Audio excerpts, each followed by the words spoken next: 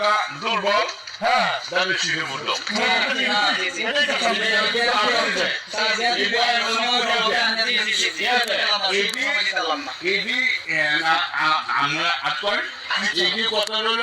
ভিডিওতে কিন্তু পরিষ্কার দেখা যাচ্ছে জনাব চরমনায় পীর সাহেবের মুরিদেরা স্পষ্টভাবে বলছে যে পীর সাহেব হুজুরের দিক নির্দেশনা যেখানে হাত পাখার প্রার্থী দুর্বল সেখানে সবাই বিএনপিকে ভোট দেবে। বিএনপিকে ভোট দিলে আমি ওনাদের প্রচন্ড বিরোধিতা করছি বিষয়টা এমন না, কিন্তু আমার প্রশ্ন হলো ওনারা যে বারবার বলছে জামাত ইসলামিক দল নয়, জামাতের আকীদা খারাপ, জামাতের এটা ওটা, অথচ ওনারা বিএনপিকে ভোট দিতে বলছে। বিএনপির আকীদা ভালো, বিএনপি ইসলামিক দল, বিএনপির মধ্যে কি শিরক নাই, বিএনপির মধ্যে কি কুফরি নাই, বিএনপির গঠনতন্ত্র কি